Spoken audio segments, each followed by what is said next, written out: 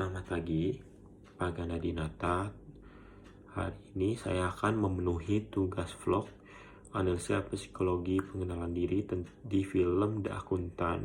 Saya akan memilih tokoh Christian Wolff yang menderita autisme. Kita harus melihat pertama dari 5 materi pertama yang Bapak ajarkan.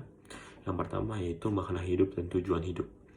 Jadi makna dan tujuan hidup Christian Wolff ini sangat dipengaruhi oleh sang ayah. Sang ayah mengajarkan untuk mencapai batas yang dimiliki oleh seorang manusia. Terlihat dari cuplikan film tentang bela diri ya, ketika Christian Wolff belajar bela diri. Dan itu teraplikasi sampai Christian Wolff menjadi seorang akuntan.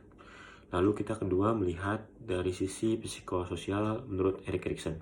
Di umur 5-13 tahun anak diberikan pilihan antara berpikiran secara industri maupun inferiority, yang artinya anak membutuhkan rasa bahwa dia berharga, kompeten, atau jadi seorang anak tuh berusaha anak membutuhkan self esteem ya, yang artinya orang tua harus memuji anaknya sehingga anaknya merasa berharga.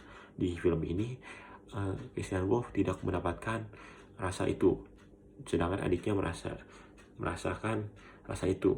Terlihat di cuplikan film ketika mereka di mobil bertiga.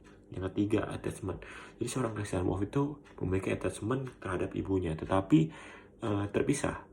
Kenapa saya bisa bilang bahwa Christian Wolff memiliki attachment pada ibunya?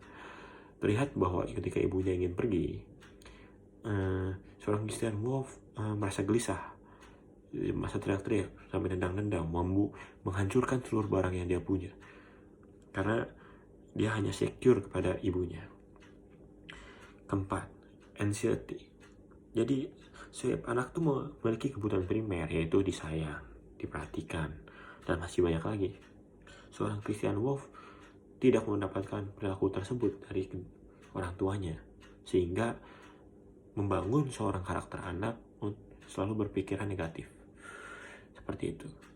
Yang kelima, defense mechanism. Defense mechanism dari Christian Wolff itu apa? Yaitu sublimasi. Kenapa saya bisa bilang begitu? Karena di cuplikan film tersebut terlihat bahwa Christian Wolff selalu berusaha menyakiti dirinya setiap malam. Lalu treatment apa yang saya anjurkan untuk Christian Wolff ini? Tentu logoterapi ya. Logoterapi membuat seorang Christian Wolff itu lebih berpikir kembali, apa sih arti hidup sebenarnya, seperti itu. Sehingga karena menurut saya seorang Christian Wolff ini selalu terikat kepada pemikiran ayahnya, sehingga dia nggak bisa mikir sendiri gitu, seperti itu. Jadi dia menurut melewati logoterapi membuat seorang Christian Wolff lebih merasa bebas. Kalau kita lihat dari teori ER, saya bisa mengkategorikan Christian Wolff merupakan I'm not okay and you are okay. Terlihat dari cuplikan ketika dia bersama